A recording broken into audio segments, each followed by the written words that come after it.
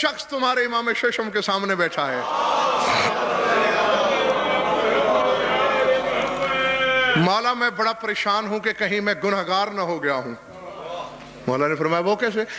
فرزند رسول میں نے منت مانی تھی کہ اگر اللہ نے مجھے بیٹا دیا تو میں اس کا نام محمد رکھوں گا. اور میری بیوی ذرا ملنگ مزاج کی ہے, بیٹا ہو گیا ہے. میں 2 دن لڑتا رہا ہوں اس سے کہ میں نے نام محمد رکھنا ہے کیونکہ میری منت یہی ہے. چونکہ وہ ملنگنی قسم کی ہے نا مولا, اس نے کہا نہیں میں نے تو اس کا نام علی رکھنا ہے.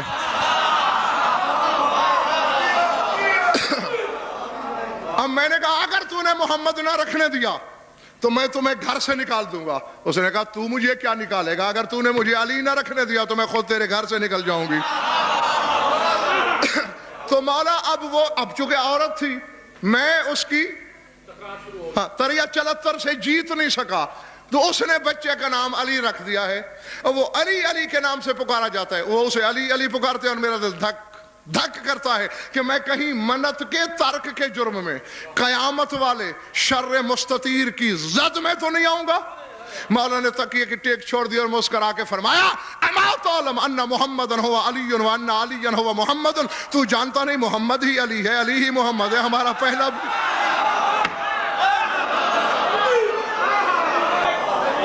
سمجھ میں آ رہی بات؟ فرمایا ہم 14 میں سے کسی کا نام رکھ دے تیری منت ادا ہو گئی, کیونکہ ہمارا پہلا بھی محمد, ہمارا آخری بھی محمد, ہمارا درمیان والا محمد, ہمارے سارے محمد. لأننا نورنا واحد وعلمنا واحد وفضلنا واحد وکلنا واحد. ہمارا علم ایک, ہمارا نور ایک, ہماری فضیلت ایک, ہم سارے ایک. تو اس کی روشنی میں اب اگر کربلا کی منت بھی مان لی جائے کہ میں وہاں دفن کروں گا, نہیں پہنچا جا سکا وہاں, تو ان 14 میں سے جس کی دھرتی مل جائے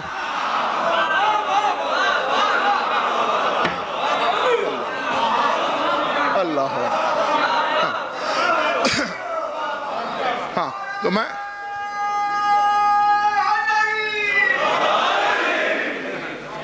لکھ کر دینے کو تیار ہوں کہ آپ سے کوئی مواخذہ نہیں کیا جائے گا, کچھ نہیں پوچھا جائے گا. ویسے بھی ہاں یہ ضرور ہے کہ اگر سہل العمل ہے وصیت آپ کے لیے تو کیجئے, یہ آپ کے باقیات الصالحات میں سے ہے, یہ آپ کی نافلہ نیکیوں میں شمار ہوگی. ورنہ یہ بات تو طے ہے.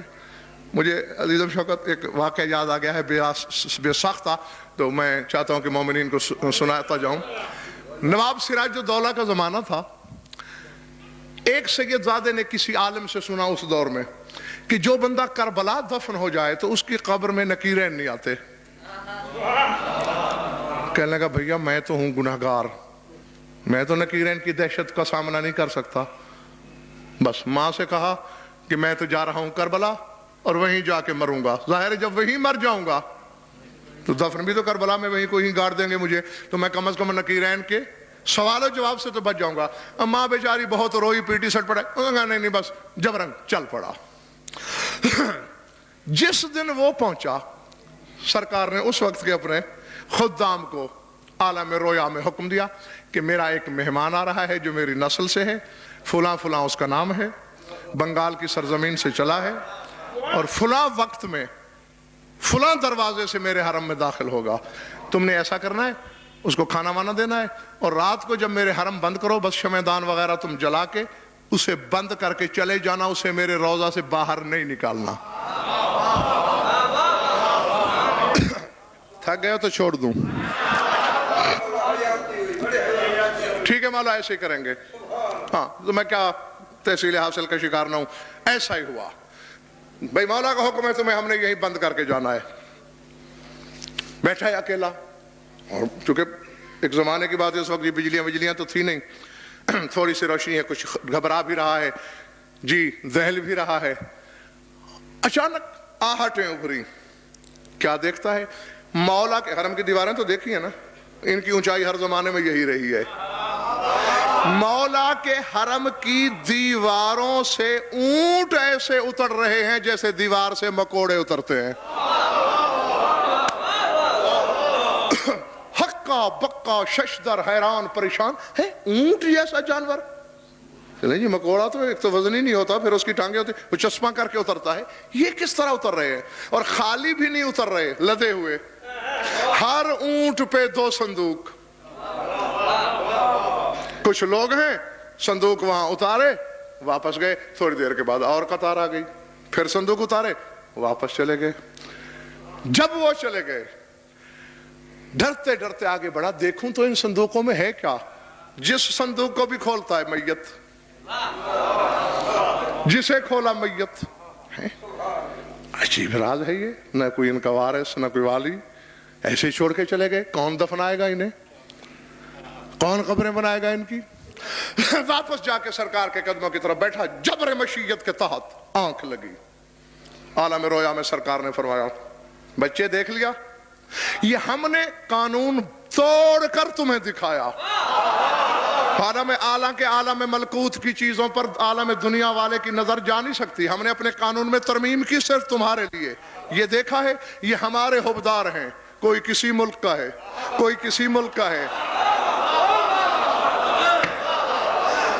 کوئی کسی شہر کا ہے, کوئی کسی شہر کا ہے. کسی نے وصیت کی ہے کربلا کی, کسی نے نہیں کی, کسی کو موقع ہی نہیں مل سکا. ان للہ ملائکۃ نقالۃ, فرشتوں کی ایک جماعت ہے جن کا نام ہی نقالہ ہے.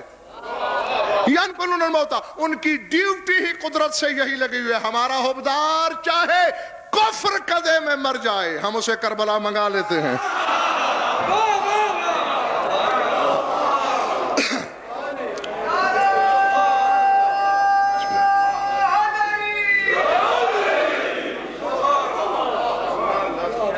تمہاری ماں بیچاری پریشان ہے, وہ رو رہی ہے, واپس چلے جاؤ.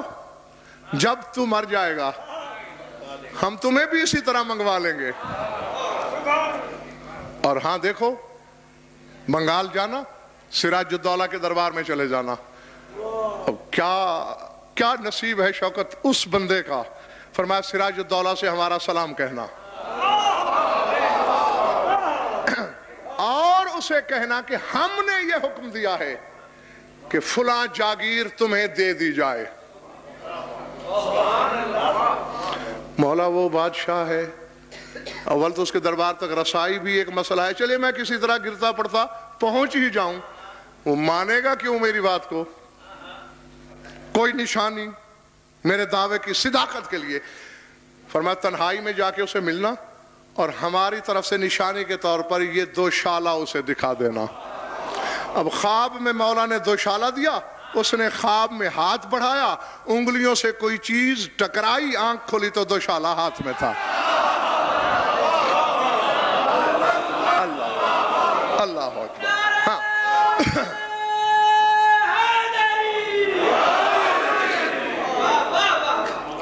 تک تو نہیں گئے دوست, دیکھا خواب کی صداقت پہ مزید یقین ہو گیا. طے مراحل کے بعد بنگال پہنچا, بڑی مشکل سے. بارہ پھر لمبی کہانی ہے, میں وقت ضائع نہ کروں. کہا حضور مجھے تنہائی میں آپ سے کچھ کہنا ہے. مولا نے سلام کہا ہے آپ کو, اور ساتھ ہی فلاں جاگیر میرے نام منتقل کرنے کا حکم دیا ہے.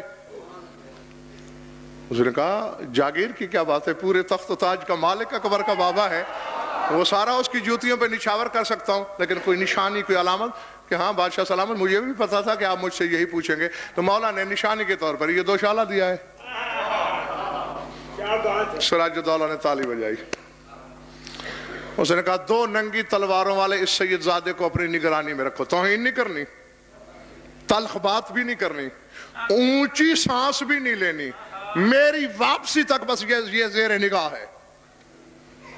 وزیر حیران پریشان, بادشاہ سلامت وہ کیوں؟ ابھی تم ہاتھ چوم رہے تھے کہ مولا کے سلام لایا تلواروں کے پہرے میں. کہنے لگا وہ اس لیے کہ یہ 2 شالہ میں نے اپنی بہن کے میت پہ ڈالا تھا جسے میں نے بنگال میں دفنایا.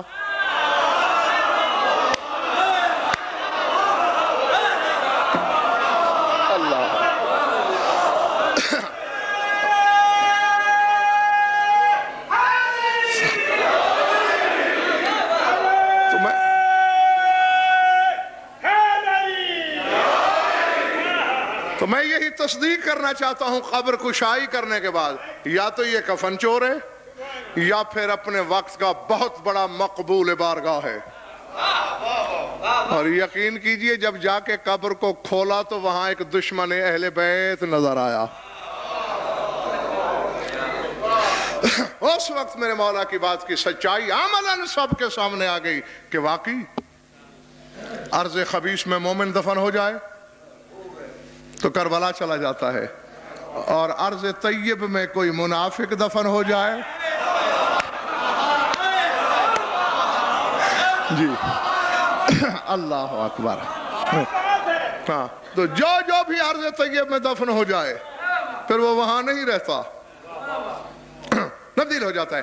تو مطلب یہ ہے کہ آپ کو دونوں صورتیں میں نے بتا دیں، نہیں کربلا ہو سکتے، حکومت کی طرف سے اجازت نہیں ملتی ہے، یا مصارف اتنے ہیں جو آپ کی قوت برداشت سے باہر ہیں، کسی معصوم کی ذریعے تک اگر آپ کی رسائی ہے تو یوں سمجھ لیں کہ آپ اپنی منت سے، وصیت سے، حکم سے عہدہ برا ہو گئے۔ اور جو ایسا نہیں بھی کر سکتے انہیں اس لیے نہیں گھبرانا چاہیے، یا جو وصیت نہیں کرتے اس ڈر کے مارے کہ جی ہماری جائیداد تو ہی نہیں، ہمارے وارث تو اپنی روٹی بڑی مشکل سے پوری کرتے ہیں، تو ہمیں کربلا یا مشہد یا سامرہ کس طرح لے جائیں گے۔ بس اس یقین پہ تم مر جانا کہ ہم نے 14 کی ذات میں شک نہیں کیا۔